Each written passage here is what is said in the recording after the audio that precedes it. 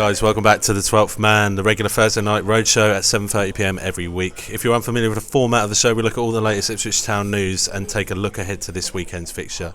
And obviously this weekend it's none other than the gas, it's Bristol Rovers. We'll get onto that, boys, tonight. Tonight we're joined by the 12th Man himself, Mark Beck, regular Armchair Andy Rutter and the infamous Thomas Whitby. You alright, boys? Yeah, good? Tonight we're here at the Maybush, the last of the 7 Deben Inns pubs that we've visited this season in terms of venue. Some would say we've saved the best until last. The beautiful Riverside pub in Waldenfield, Suffolk is perched on the banks of the River Deben and is very popular with the locals. Mother's Day is coming up on the 22nd of March. The Maybush are taking bookings on their delicious Sunday roast. I'll make it sound so good. Make sure you don't miss out, because if you do, Mum will be fuming. Are we away that weekend, boys? Are we away that weekend? No, so I'm at Pompey. Pompey at home. Shit. Right, I better sort something out then. Right then, boys, let's get on to the headlines first. Let's try and pick out some positives, if very little. We've got a fork in the way there, but Tyrese Simpson signed his first professional contract with the club. What do we make of that? Anyone? Any takers? You boys can go. Yeah. Go on. Yeah, probably deserved. Seen little of him, but he's looked good when he's come on. Someone big who actually can win a header and hold the ball up, which is different to our current selection. Yeah, and do you think his opportunities in the first team squad warrant more than the likes of Ben Morris, let's say, Tom? Yeah, I think so. I mean, Morris has been out for quite a long time. Simpson's had most of the season in the obviously under 23s, under 18s to play. So he isn't going to get a better chance than he has now with obviously.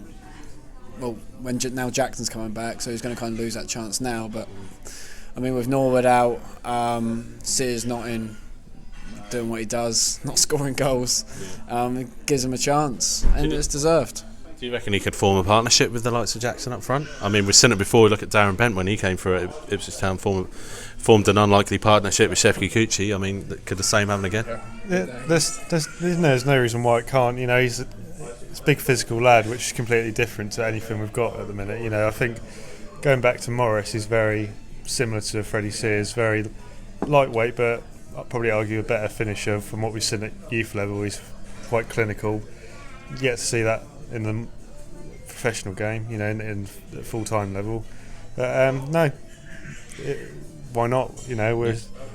We're blunt in attack at the minute. We might as well try Tyrese. I mean, he's only played 59 minutes so far, so we can't really talk about it too much. But 3 inclusions in the squad and 3 times he's come on the pitch. He's obviously an impact player, if you like. But someone else who's come into the squad recently, Brett McGavin, got his first league start at Portman Road under his belt against Fleetwood, only to be hauled off at half time. What do we make of that decision?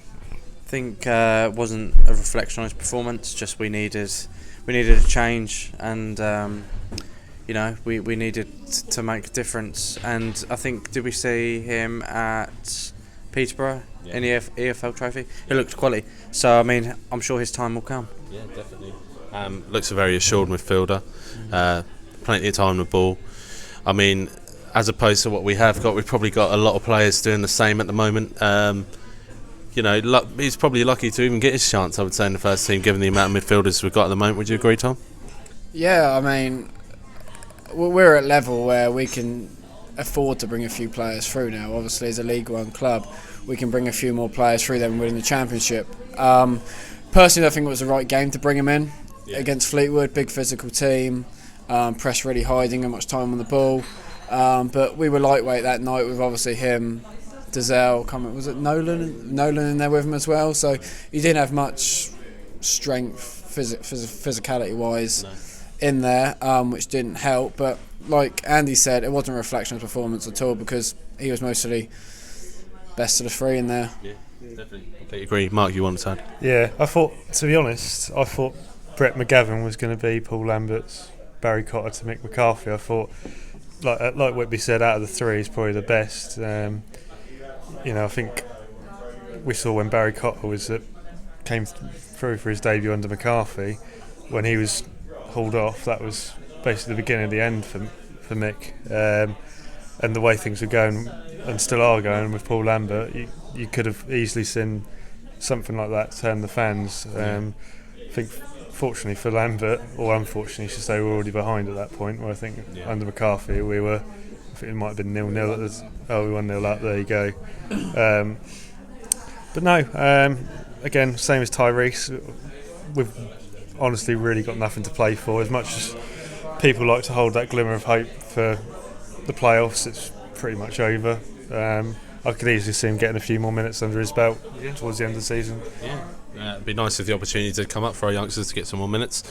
But following the 1-0 defeat to Fleetwood at Portman Road, which could quite possibly be labelled as the definitive game in which the fans had enough, scenes of utter disgust at the final whistle, in which fans made the players and management aware of.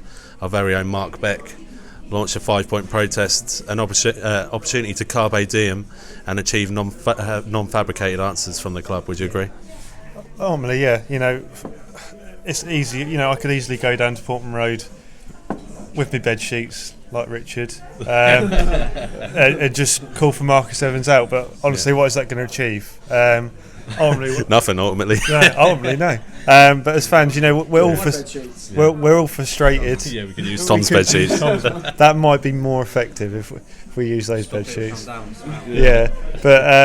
what would that achieve? Ultimately, we're all frustrated as fans, and if we're ever going to start a protest, we need to sort of focus our frustrations together as one.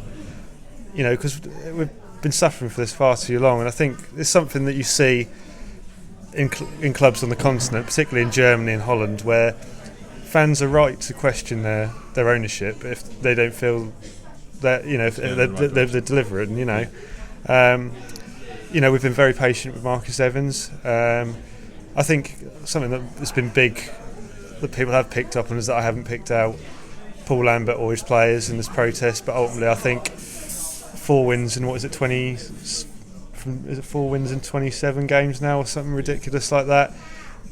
In any other club, Paul Lambert probably would have been gone, and I think to base part of a protest, any part of it, and for Lambert to go would be sort of a hollow victory for us. It's not really achieving anything that shouldn't already have happened. No. Ultimately, it's down to Evans why Lambert is here, and quite frankly, to give someone a 5-year deal and potentially sack him 2 months later is completely what we're protesting against. Beyond ludicrous, you're right. But we'll get on to that. Obviously, whilst we're launching this video tonight, whilst it's live, we'll be down at WIFWAF. Hopefully with a number of people just going over the points, but we'll talk about that more later, mate. Another point from this week, another headline: Andre Dazelle has come back in from out of the dark and played 180 minutes following an absence from the squad that hadn't seen him play since in the whole of 2020 up until this point. I mean, we're in end of February, start of March, boys. He didn't play in the league, did he? No. Until last 2 games. So I mean, everyone knows my opinion. Don't rate him. He's only really here. All right. You're all right, chill out, straight in, mate. Yeah, I mean, he's only kind of. You see it a lot with professional footballers. Good.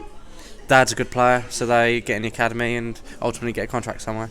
I mean, I think it's important to point out. I think Mick Mills said it on Radio Suffolk, and I do contrast with Mick's views most of the time. But in terms of this one, he said Andre doesn't know where he wants to play.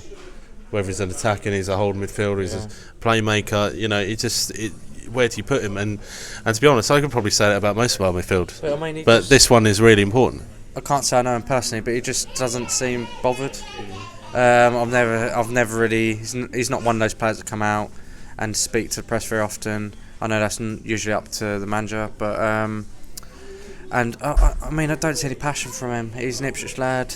He's Ipswich through and through with his dad. And I mean, there's just no passion now. I don't know, it's just a bit of a strange one. Do you think that might be in terms of his attitude? Do you think he's maybe preparing for a different kind of career to other players? Do you think he thinks he's already there? I think maybe it's a bit of arrogance. He knows he's kind of made it already. But I mean, he might be a lovely bloke, and he might not be arrogant, but that's how he seems. But it shows a lot about the players' passion and the players' obviously mentality when the chips are down. Like him, obviously the only game I can remember him playing in the league was Gillingham away. Correct me if I'm wrong, but I can't remember him playing in a league game between them. Did he start? I think he started that game. Yeah, that's the last time I can really remember him playing for the 2 games. And with a 4 or 5 month gap between, it must show the mentality of the player to not get in that midfield. I know we've got a lot of midfield options, but none of them have performed all season, though. No, they haven't. No, None they need to stand out, and for me, he hasn't stood out at all.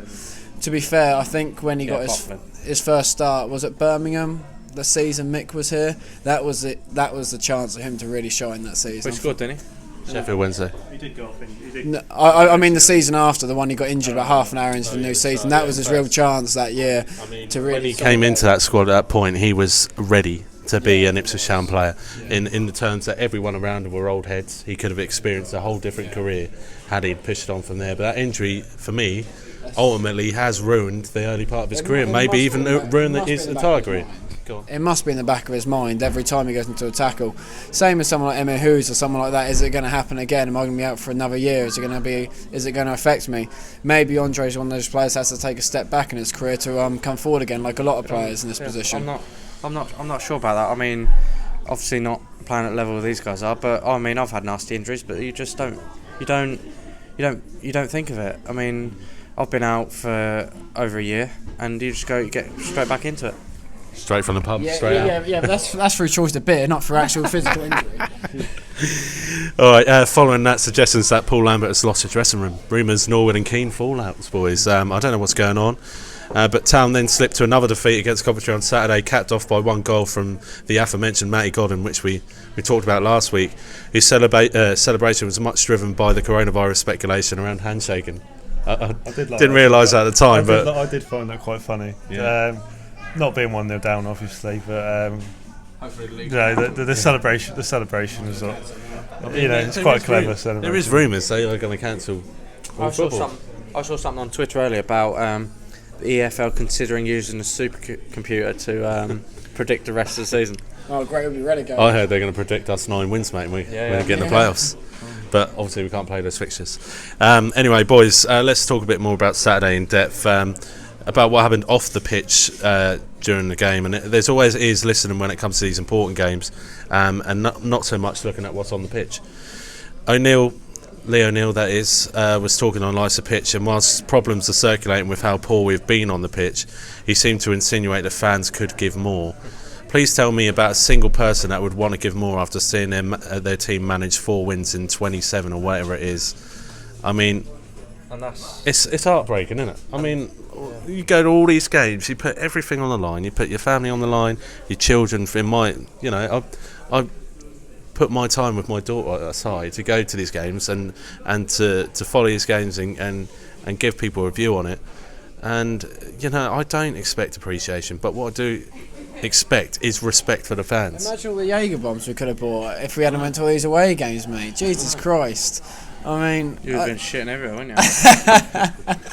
I mean, the thing is for O'Neill to come out and say that is crazy. He didn't say anything specifically, but the way he insinuated it was very, very much on the line. He didn't. I think it was blown a little bit out of proportion, but ultimately it's the timing of it all. Yeah. If he said that, and we'd lost a couple of games, just fell out of the playoffs, and we needed that support to claw it back rather than having the frustration. 4 wins in 27.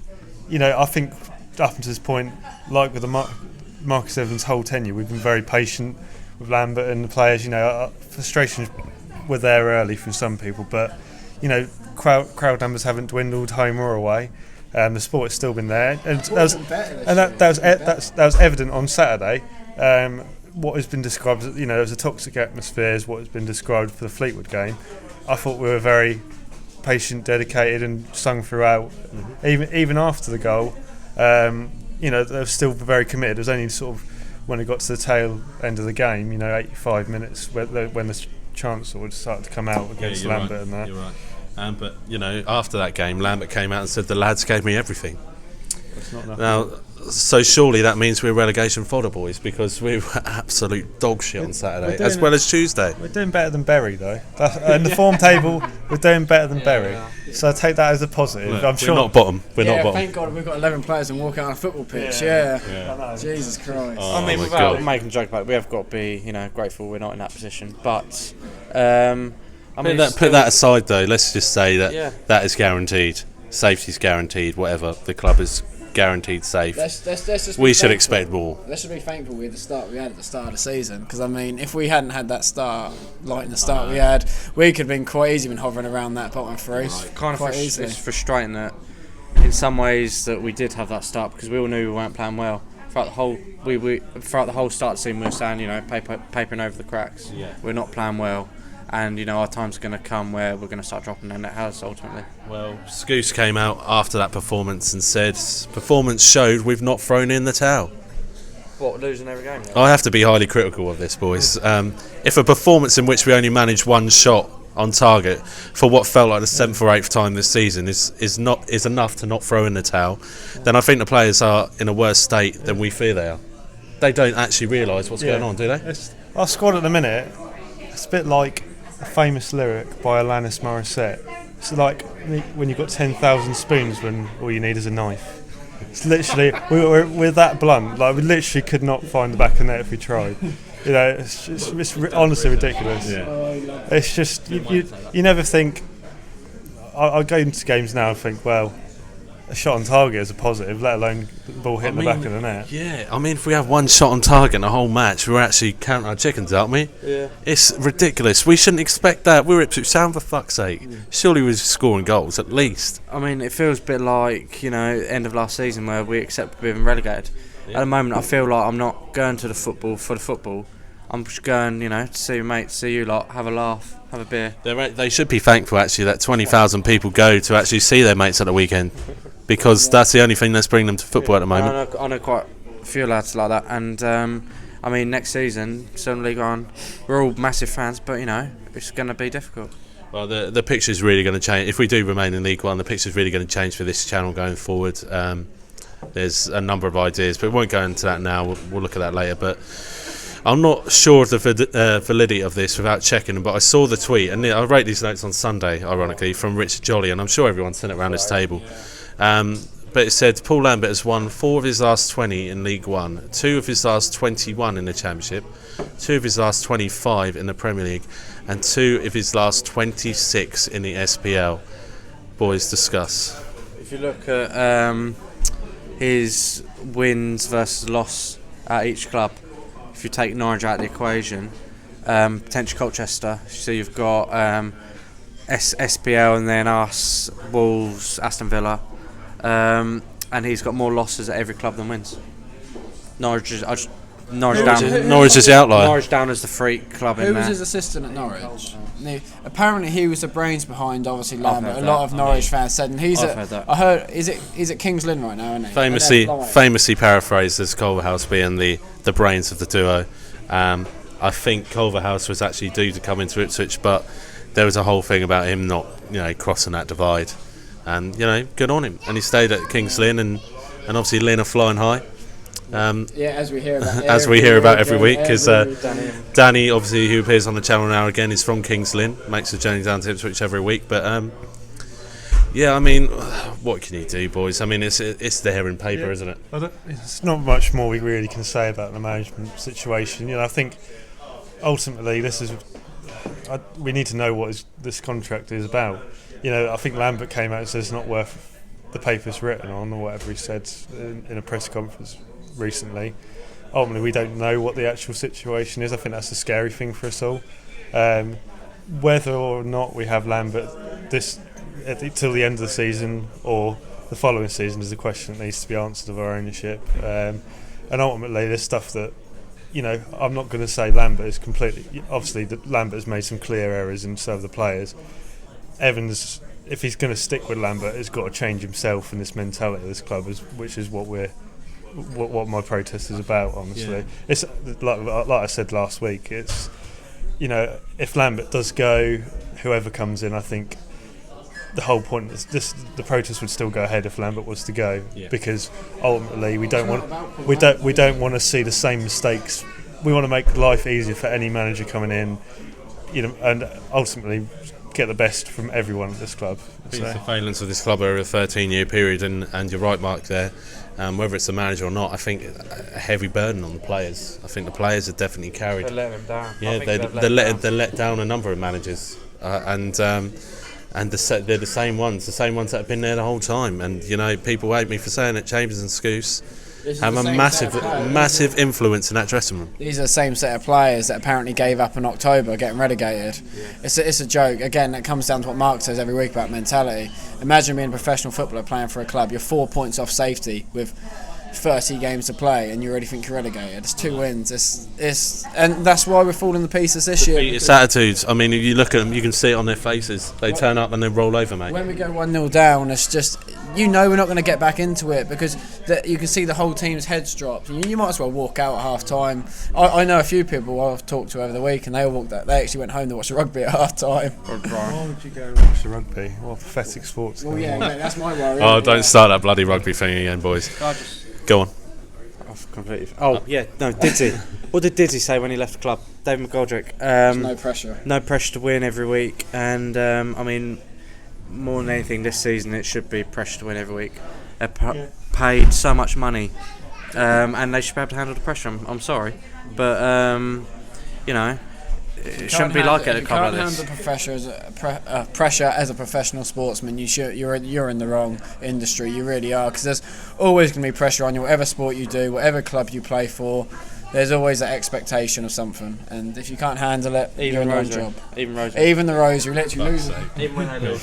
I think as much as we dig out Scouse and Chambers, the worrying thing for me is, as much as they're seen as leaders in this squad, for good or bad, whatever you see them for, I don't see any plan in place for players to step up into that role. And I don't know if it's something you've got in your notes, but there's a lot of players either who we can see leaving or are out of contract and their situation is unknown, and there's no real, I can't see what the next step is. We haven't anticipated. Okay, for me, Chambers and Scouse should never have been fully first involved in the first team pitch this season. They more than likely should have been rotation players. That's likely to happen next season, or they may not even be carrying on playing professionally next season. We just don't know who steps into that role at the club now. We honestly don't know. There's players. You look at the centre backs alone. Say what you will about Chambers, I personally question him at times. And Darbo's not played a first team minute for this football club. Toto Enciala is out in the wilderness. James Wilson, splits opinion. Wolfenden's likely to be gone. Josh Earl's on loan. There's no other centre backs at the club. There's not been any planning to think about that. I mean, and we ironically gave Alex Henderson a chance at centre back at Peterborough ahead of Corey and Darboe, which absolutely shocked me after all that involvement in the squad over the summer. Anyway, boys, let's get on to Bristol Rovers. This weekend, whether you like or not, we have got another league game, and we're travelling down. Going into this one, Town boast the worst form in League One, having picked up only 4 points from the last 9 games. Form like that would put us firmly on our way to League Two had we not had a positive start to League One, as Tom mentioned earlier. Whilst the club would still have you believe that we are still in a mixer for the playoffs, whilst this is still mathematically possible, it would be impossible to suggest that this would be the case. Bristol Rovers have had a similar decline, picking up 6 points from their last 9. Since beating Town 2-1 at Portman Road back in December, the Gas have only managed 1 victory in the league, losing 9 of the last 15. After beating the Blues, Rovers lost their manager Graham Coughlin, who left the Gas fourth placed in League One and with a chance of promotion to join League Two Mansfield, who currently sit 8 points above the relegation zone in League Two. Most Rovers fans would say Coughlin leaving was a catalyst for a decline which has seen them drop to 15th in the division, 10 points behind Town. Johnson Clark-Harris is still leading goal scorer with 11 goals. Having lost each of their last 3, Rovers play Sunderland tonight, ironically, looking for some kind of reprieve. Town are looking for a similar reprieve, having lost each of the last 4 games, 3 of those at Portman Road, ironically. The Blues should be bolstered by the return of both Flynn Downs and Caden Jackson. Boys, can Town overcome their demons and pull off a result at Bristol Rovers on Saturday? Mark? I'd like to congratulate Bristol Rovers on your win ahead of time, because clearly that's what's going to happen. Every time we sit here on a Tuesday night, the team we're playing beats the team that they play. No, I mean on Saturday. It's a set up for them to win. Surely, they're equally as poor as us in the performance tables. I mean, it's only 7 minutes gone, boys. So. And ultimately, you think they're probably likely to beat us because that's just the way these things go. Isn't it? Ipswich Town, that they're fighting for. They've probably got more fight in them than what we have. As much as they haven't been getting the results, so I can categorically say that we're likely to go there and be as blunt as we have been for the last. I can't think of how many games we've been. Well, there's been the odd flurry of goals, but you look at key moments when we needed to pick up wins, and we've been blunt in front of goal.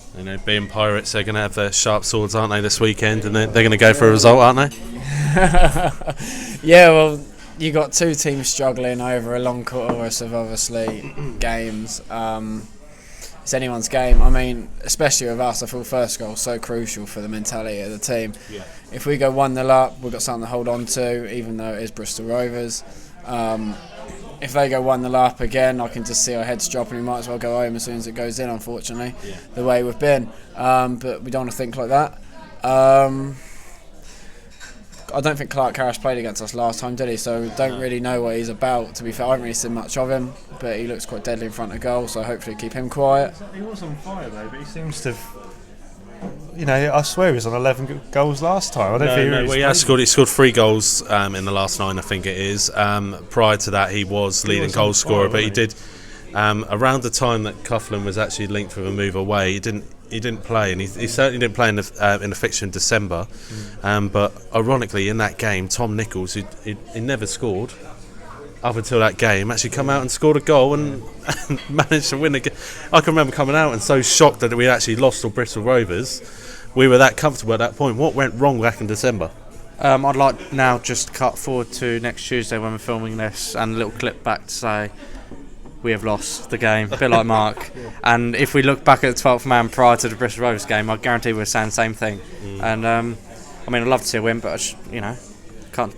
Not sure what happened. I can maybe 0-0. We were so comfortable in that, even though we were losing. Yeah. It felt so comfortable. I mean, we had so much possession of the ball. We had a lot of chances that game as well, especially after we scored between obviously Norwood headering it in and the end of the first half. We had 2 or 3 gilt-edged chances where a proper goal scorer would be winning 3-2 by half time. That's what comes back to our mentality. We've seen it time and time again. Teams with something to fight for, what are we fighting for? We don't have, as much as we're trying to fight for promotion, do we honestly believe it? We've seen it in other seasons. I don't honestly believe that we actually are. They need to get a bloody mentalist into that club because there's absolute no direction at all from these players at the moment. You don't see it on their faces, and it's see it in the way that they play the football. They don't want to attack. They're defending his shoddy. It's just...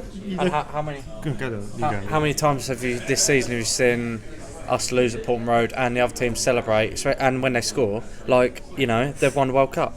And when we were up top of the league, we weren't celebrating like that, and we should have been. I'm literally fed up with these part-time players celebrating in front of the bloody North Stand in front of us every single time. They come past me every time. I'm going to season ticket Section 6 next year, mate, because I'm fed up with them running over to me. They want it though, boys. That's the difference. They want it. We don't want it. We let them. This is like playing a cup game every week, essentially, for those players because they feel like they're not League One players. The difference is now, I think we don't see that as often from opposition players because no one fears us anymore. No, honestly, no one fears us anymore. We're now a League One club. We're just another League One club, unfortunately. It's like us playing like the likes of Leeds and those celebrations. Every time we beat Leeds down Portman Road, you could tell everyone in that ground wanted them. From everyone on the pitch to everyone on the stand wanted to beat them because they brought 5,000 down. They were giving it the big one all week beforehand, and you knew that result was massive for us. And I feel like we don't go into any games now. Oh, we're playing Oxford. Oh, we're playing Bristol Rovers. They like everyone. They used to say they want it so much more than us. It's a serious case of underestimation and mentality going into every game, and I think that's why we're here, why we're sitting here. Anyway, boys, let's concentrate on something we can do this weekend.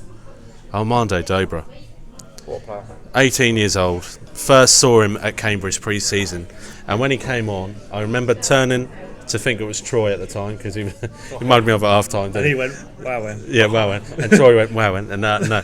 I said, 0-0 half time. He looks like Messi. He looks like Messi.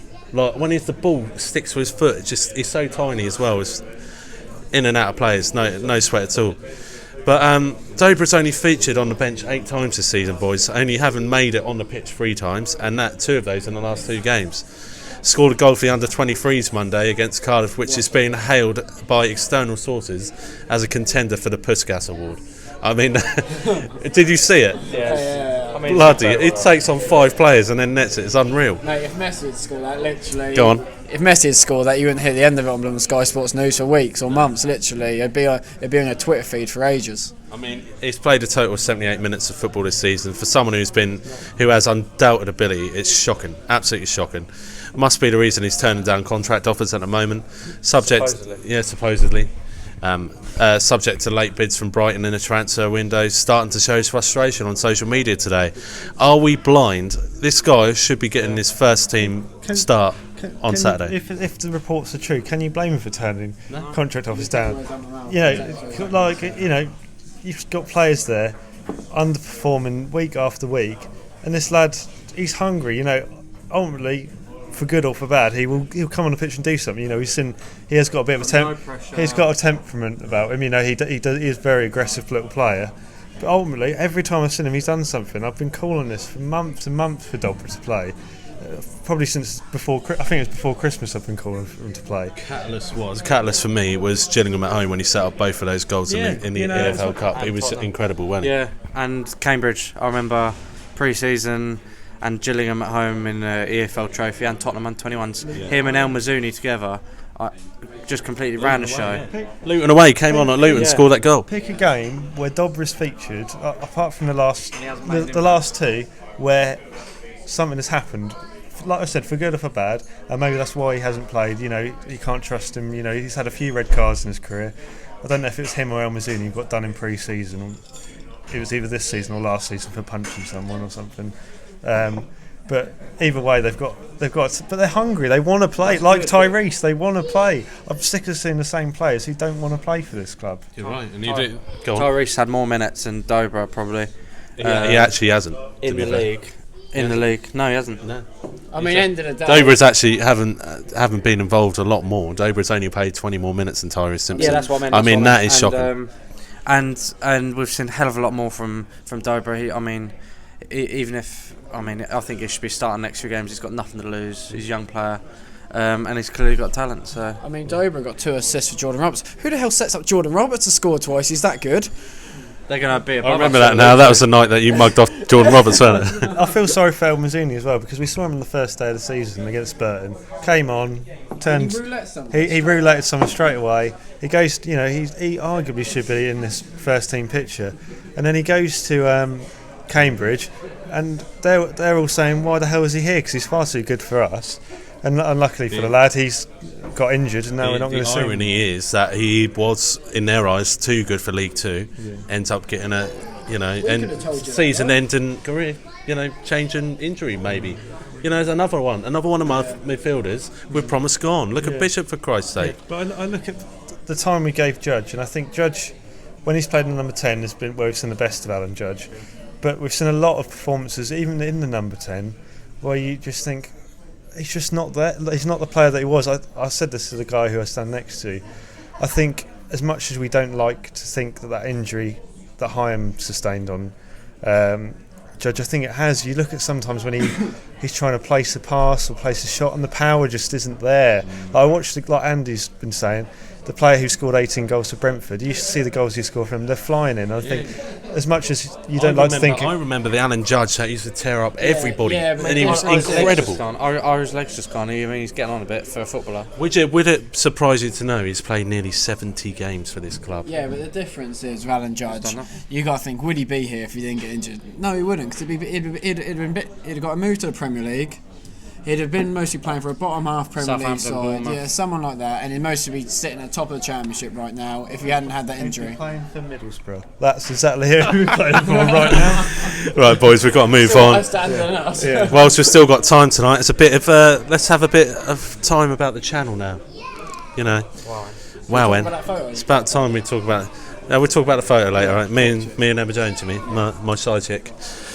Emma, if you're watching. Yeah, call me. Football Content Awards, formerly known as the Football Blogging Awards. Ipswich Fanzone was the only Ipswich-related channel to be nominated last year. Is that ever? Not bad for an average channel, is it? Not bad for an average channel, And that is ever. You're right. Slightly above average. Slightly above average. In its first 9 months, the channel made it to the final of the international competition and lost out to two worthy winners, the Magpie channel and Villa on Tour, which I'm sure if you do watch videos on YouTube, you would have heard of both of those channels. Tomorrow marks the start of the voting for the Football Content Awards, and we need your vote to get to the Tottenham Hotspur Stadium. As God knows, it's highly likely that we'll be the only team representing Ipswich at the stadium anytime soon. Is that right, boys? FA Cup? Oh, no. No. Runs, Sorry, we don't do. The third round, We've got to make it to the third round first, mate. We're entering the competition in the best content creator field for independent creators or a small team behind a channel. Let's just remind you of how far we've come as a channel. Still not even 2 years old. The channel has surpassed 325,000 views on YouTube, 8,000 followers across social media, interviewed over 200 people, including key figures around Ipswich Town Football Club, providing content from every single league game this season, home and away, with a dedicated team of 9, providing content on a weekly basis, not only on match days but during the week with our 12th Man show, which currently averages over 1,000 views a week. IpswichFanzone is a home of real fans with real views. Voting details will be released tomorrow, and that's Friday. Please get behind your channel. I'll leave all the links or whatever on the post as soon as they come out. But yeah, it'd be really good to get back there, and to be honest, it's not about winning, it's about being involved. Last year, me and Tom went, and to be honest, it was a bit weird, wasn't it? It's a bit humbling. Like, I didn't realise where we were, didn't realise how big it was. I mean, there's major stars in football at this event. I mean, I done John Parkin. Went and read it. Yeah, go on. Well, I done John Parkin at football. Well, where else can you say that? I was there. He did let you win, mate. He'll be with True Geordie in his bedroom this time, shitting on his chest, I reckon. Yeah. True Geordie went there last year, mate, but he'll be there this year. I'll send him a message just beforehand. Yeah. But yeah, an absolute ideal opportunity for us to get there and be amongst peers, definitely. But in terms of where the channel's going, it'll be really good after another hard season. I mean, remember 325,000 views for a channel that has basically followed relegation fodder, and a team that just doesn't seem to do anything. I think the important thing is, I'm grateful for, awards are awards, but I've met you guys through doing this work. Yeah. And we all have a laugh. We don't see it as a chore or a mission to do this. Well, you might. No, I'm joking. But it's just fun. It may seem like it takes a lot of time out, but I like to think we provide quite a professional vlog, which is entertaining enough as well as informative enough.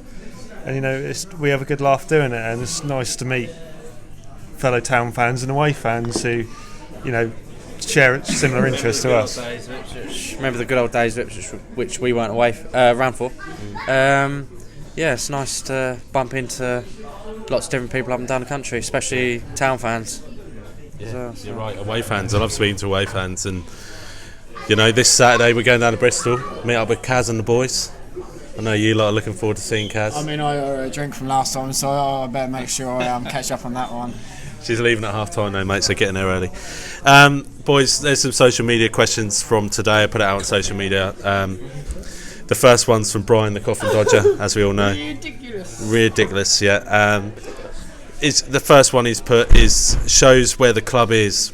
Coventry only had one player they paid money for on the pitch on Saturday. One player. Who's that? Coventry only had one player they paid money for. No idea. Where's this research? Yeah, I mean, I'm trusting him. Who did we have on the pitch on Saturday who we paid money for? Do you really want me to go there? No, think about it, yeah. Go on. Emir Hughes, actually. No, he didn't play, did he? John Nolan. Yeah, fair enough. Who else did we have out there?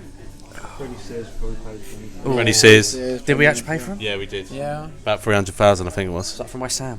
No, Collier. Oh. Copper. There's a few, and ironically, Coventry City are a team that have struggled of late, and by no means are they doing things right behind the scenes, but in some sense they've got a squad together that's actually competing, and they ought to be proud of that, because most of that came out of their academy. Coventry are in a massive mess. I mean, you got to think everyone's against their owners. I mean, their owners have screwed the club. They kicked them out of their own stadium, chucked them 30 miles down the road and get average of 5,000-6,000 a week most probably. Take a load away. which is fair dues to them. And yeah, they had a squad where they were fighting near the top last year and fell away like we did. And yeah, they've added to that this year, and I think they're deservedly right up where they are. I think you got to Who let the dogs out? I think you got to respect. They're running their academy how arguably we should be. You know, you look at. I think you call back to their team a few years ago when they were in this division. Obviously, they fell to the league below when they had the likes of Maddison and Callum Wilson coming through. You know, they've In League Two as well. when they had them, they've actually they've invested well, and they keep bringing that next crop of talent through. We nicked McGoldrick from Coventry under there. He scored 17 goals that season. Somewhere with Coventry, they haven't finished in the top 5 of the division for God knows how many years, and this year will be the first year they finished in the top 5 of the division. That is mental, because they went up through the playoffs, they finished 7th in League 2. Yeah, so this will be the first time finished in the top 5 of the division, which again that's a big thing to get over as a player, because you go into a club going, oh my God, they ain't finished in the top 5 for God knows how many years. Yeah. And that puts that extra pressure on, especially when you're right at the top of the league as well. You're right, it's all about gains. I mean, if we look at the gains that we could possibly make on Saturday, it's another question from Miles. With players such as Jackson coming back, would a win on Saturday revive playoff hopes? No. Boys, I'd say this is down to one-word answers. No. Nope. Sorry, Miles. I know you want to believe, mate, but I don't think anyone is. Next question, Josh Barker. Which players would you sell in the summer? I'll let you think about that one. The fourth question from Ollie Prowse is, and the final question, where do you see Town in 20 years' time? I think that's a very good question. 20 years on from playoff final at Wembley. In May, yeah. So it's 2000, wasn't it? So I mean that's a big one, and I mean, how can you go from? I mean, it's just a bit of a fall. I mean, it's easy to say in that 20-year period, we've had 1 year, 2 years, 2 years in the Premier League, being generous there. We obviously got relegated the second time, and for the rest of that, we've pretended that we're in the hunt of getting back. The current state that we're in it's going to be, we're going to still be a League One club. Maybe get a lucky promotion up to the Championship, but we're not going to be able to compete up in the Championship. So we're always going to be lingering around here until we get big money ownership, which is going to let us compete higher up. Mayweather. I think if you, that's like Webby said. It's almost the impossible question, because if you asked that same question 20 years ago to when we finished 5th in the Premier League, if you'd have told those fans the day that season finished, we're in a UEFA Cup place, that we would fall to our lowest place in our club's history, they would have laughed their heads off. They would never have believed it. And that's the sad fact that ultimately is where we've found ourselves. Not all Marcus Evans' fault. There's quite a big spell where we were in administration before that, and like I've said, we'll always be grateful for him saving us. But ultimately, it's the next 20 years of unknown, which is scary. It's the scary thought. We don't know where we're going to be, and like Whitby said, the way things are run currently, I think without us having a voice and actually trying to change it ourselves, questioning Marcus Evans and his commitment to this club, things could get worse than League One. We could fall even further. I mean, we're still, in my opinion, paying for mistakes that were made 19 years ago when we bought too many players for a Europa Cup season in which we did absolutely fuck all in the Premier League, and we've just been in decline. I mean, spoke to the Sun last season, very much still believe that it was because of that season that we're still struggling as a club. Spent too much when it wasn't warranted. Yes, it was, but we didn't do it right, and we bought the wrong players. We had plenty of opportunities to come back up, but then we straight after we come down. I mean, we got in the playoffs for years. We bottled second place, God knows how many times in that season. I know, West Ham. 3 times playoff foes. West Ham and their fucking short corners. Fucking Matt Everington. Short corners never work for us. They're fucking Matt Everington does one. I could tell you West Ham's playoff semi-final squad both years. I can remember what Everington obviously had a whip on him, didn't it? Marlon Harewood, Bobby Zamora up front, Thomas Repka at the back. I mean, all these players. I've cried, honestly. I've cried for this club. Boys, who are we selling in the summer? few names quickly off the top of your heads. Oh, I don't know.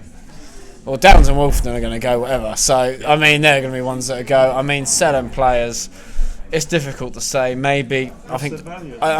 Sorry, I say sell, but it's probably release as well. Release, yeah. I mean... John Roberts. Dobra's definitely gone.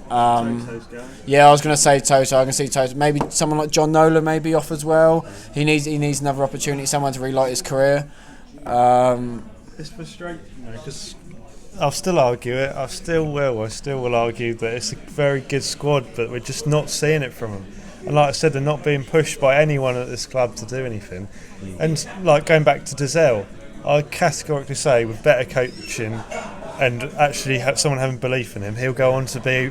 I think he will be a Premier League player at some point. Yeah. I arguably think he will. And as I famously always say, remains to be seen, boys. I think Norwood might go actually. Last point, Norwood. Yeah, I think he might. Shout. Yeah. Shout. I mean, if it is true that he has fallen out with Lambert, natural replacement would seem go. And we need to look at alternatives. Yeah, and looking back at his career, he's a player who's performed when he's been the centre, of the squad. Team built around him like a Tranmere. This season, he's more of a cog, and it's. Yeah, or maybe it's not that he doesn't like it, just doesn't suit his game. I feel like a lot of players on higher wages will be off as well, so apparently Norwood's on quite a whack compared to some players. Well, if it was free, obviously we didn't pay for him, so it would have been it would the have wages. been. So that's that. Maybe Emma Hughes could be off for the wages he's on as well. This is the scary thing. Like, there's so many players that we could see leaving this club, and we've not planned anything regarding players that we already have. So our youth players, a lot of them haven't had a lot of minutes, and we've only now sort of seen McGavin. We've seen Tommy Hughes in a brief spell. There's a lot of players that we've barely seen 15 minutes of. But this could work positive in our way. I mean, we've got a lot of players used to playing at a higher level.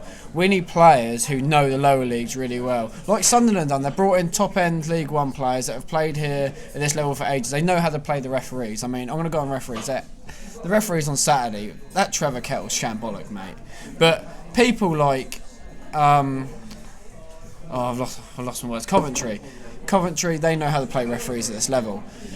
Peterborough knew they had a penalty that wasn't given. They all crowded the referee and they made him make that decision. We don't do that. Like, we're too nice. Yeah, we are. Like, say that we have a 50-50 decision against us. We won't crowd the referee. We'll just be, it's fine. We'll take the corner. Make him make a decision. We need players who know how to play the referees at this level. And I think that's been one of our biggest downfalls this year.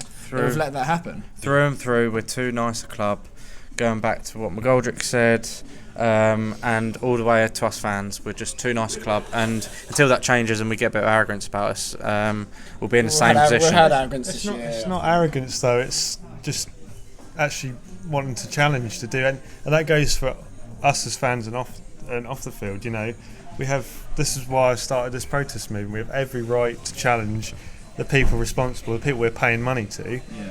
But what's going on with this football club? And I think for too long we haven't done that. And I don't, I'm just a normal fan. I'm not doing this for any reasons other than I feel this is the right thing to do as a fan, to question what is going on at my football club, where I'm spending my money, where I'm spending my time, away from my family and my partner, what I want to do on my weekends.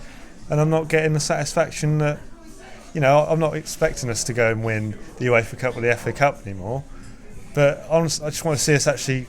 I'd rather, if that's the aim that Marcus Evans wants to set, however ludicrous that is, as long as he shows the ambition in the back to try and get there, fool him. If he wants to do that, that's fine. It's rather than going, we tried the best and we're fucking shit again. There we go.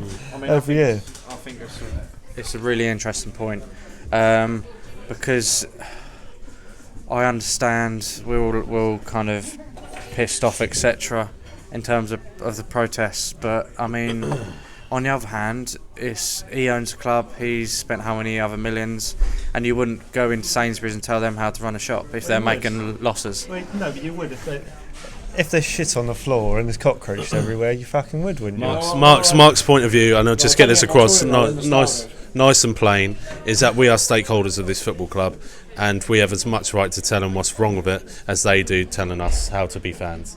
And that is where we're going to leave it tonight, boys, I'm afraid, because we're running over. But thanks for coming tonight. Thanks for being passionate. I'm sure we'll get a win on Saturday, boost our morale going into the playoffs, hopefully, boys. But yeah, did you hear the hint of sarcasm there? But yeah, until next time, make sure you subscribe. If you want to join the mailing list for the 5-point protest, IpswichFanzone@gmail.com. That's in the description below.